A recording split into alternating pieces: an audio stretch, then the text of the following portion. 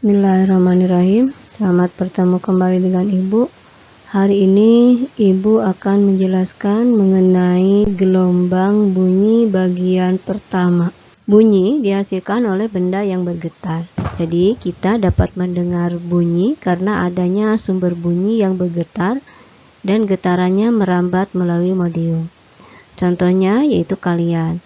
Kalian sekarang sedang mendengarkan bunyi, itu dimana bunyinya sebagai sumber bunyinya yaitu Ibu. Nah, karena bunyi itu berasal dari benda yang bergetar, jadi saat Ibu mengeluarkan bunyi, maka ini leher Ibu, kalau Ibu pegang ini bergetar. Ya, kalian juga silakan boleh coba. Jadi kalau kalian bersuara, maka kalian pegang leher kalian, maka leher kalian pun akan bergetar. Begitu juga kalau kalian diam, kalian pegang leher kalian, maka leher kalian tidak bergetar. Jadi di sana bunyi itu kita dapat mendengarkan bunyi karena dihasilkan oleh benda yang bergetar. Contoh saat kita menggetarkan garpu tala, seperti gambar ini. Saat kita menggetarkan garpu tala, maka ini getaran dari garpu tala ini merambat ya melalui medium. Mediumnya apa? Mediumnya udara. Jadi karena bunyi itu merambat dapat melalui medium. Nah, dalam bentuk gelombang, gelombangnya ada renggangan, rapatan, renggangan, rapatan, renggangan. Masuk ke lubang telinga kita dan menggetarkan gendang telinga kita buat mendengar bunyi. Nah, getaran garpu tala ini merupakan sebagai sumber bunyi.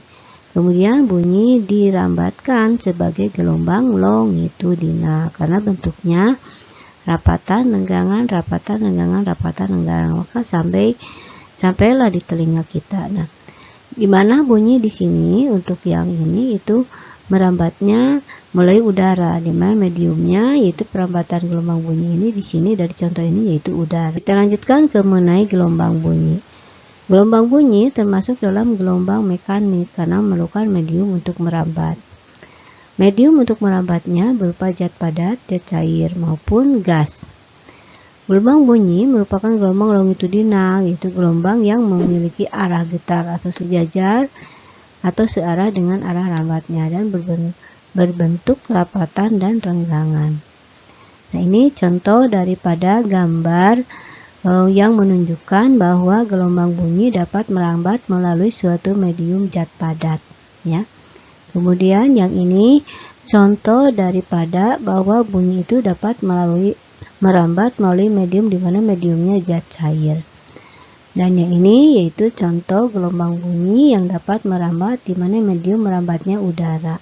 Seperti yang kalian dengarkan suara Ibu sekarang. Kita lanjutkan ke mengenai klasifikasi gelombang bunyi. Klasifikasi gelombang bunyi itu ada 3, ada infrasonik, audiosonik, dan ultrasonik. Kita lihat infrasonik merupakan bunyi dengan frekuensi lebih kecil dari 20 Hz. Dan bunyi infrasonik tidak bisa didengar oleh manusia, hanya bisa didengar oleh binatang tertentu. Audiosonik merupakan bunyi yang dapat didengar oleh manusia dengan frekuensi antara 20 sampai 20.000 Hz. Dan ultrasonik yaitu merupakan bunyi dengan frekuensi di atas 20.000 Hz. Tidak bisa didengar manusia, hanya bisa didengar oleh binatang tertentu. Nah, ini contohnya infrasonik yaitu sumber bunyi yang frekuensinya di bawah 20 Hz, yaitu contohnya jangkrik. Kemudian antara 20 Hz dan 20 kHz itu audiosonik, yaitu bunyi yang dapat didengar oleh manusia. Kemudian ultrasonik yaitu bunyi yang lebih besar dari 20.000 kHz atau 20.000. Nah, yang dapat mendengar bunyi seperti ini yaitu kelelawar. Kita lanjutkan ke mengenai cepat rambat bunyi. Di mana bunyi dapat merambat melalui medium sehingga kita dapat mendengarkan bunyi. Cepat rambat bunyi itu pada suatu medium itu berbeda-beda dan dapat dihitung dengan menggunakan suatu persamaan. Misalnya yang sekarang ini cepat rambat bunyi di dalam medium zat padat. Dapat dihitung dengan menggunakan persamaan V sama dengan akar E per massa jenis. V sama dengan cepat rambat bunyi, satuannya meter per sekon, B ini modulus Young, satuannya Newton per meter persegi, dan rho ini massa jenis, satuannya kilogram per meter kubik. Kemudian cepat lambat bunyi di dalam medium zat cair ini dapat dihitung dengan menggunakan persamaan V sama dengan akar B per Rho. V sama dengan cepat lambat bunyi, satuannya meter per sekon, dan B ini modulus bulk, satuannya Newton per meter persegi.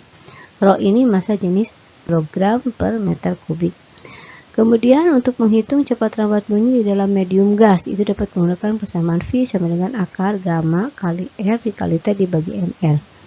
V-nya cepat lambat bunyi satuannya meter per sekon. Gamma ya, gamma itu tetapan Laplace dan R itu sama dengan tetapan gas ideal. Satu ini sama dengan 8,314 sudah ketetapan ya untuk R ini. T-nya suhu mutlak dan mR itu massa molekul relatif. Cepat lambat gelombang bunyi dalam zat padat lebih besar daripada zat cair dan lebih besar dari zat gas. Kenapa? Karena pada zat padat molekul-molekulnya tersusun rapi dan lebih cepat tersusun rapi dan lebih rapat, dan pada zat gas maka bunyinya akan lebih cepat merambat. Kita lanjutkan ke contoh soalnya. Tentukan kecepatan perambatan gelombang bunyi di dalam air. Jika diketahui modulus bulk air itu 2,25 kali 10 pangkat 9 Newton per meter persegi. Dan massa jenis air sama dengan 10 pangkat 3 kg per meter kubik. Tentukan pula panjang gelombangnya jika frekuensi 1 kHz. Penyelesaiannya diketahuinya modulus bulknya sama dengan 2,25 kali 10 pangkat 9. Massa jenisnya 10 pangkat 3 dan frekuensinya 10 pangkat 3 Hz. Yang ditanyakannya yaitu kecepatan dan panjang gelombang. Kita hitung kecepatannya dulu ya. Kecepatan V sama dengan akar B per massa jenis, dimana B-nya yaitu 2,25 kali 10 pangkat 9 per 10 pangkat 3. Maka 1 untuk V besarnya 1500 meter per sekon. Langsung kita hitung lambdanya. Dapat menggunakan persamaan lambda sama dengan V per F. V-nya dari sini ya 1500, maka F-nya itu dari sini 1000. Jadi lambdanya sama dengan 1,5 meter. Kita lanjutkan ke contoh soal 2. Dua batang logam A dan B masing-masing memiliki besar modulus Young 0,2 kali 10 pangkat 11 Pascal dan 4 kali 10 pangkat 11 Pascal.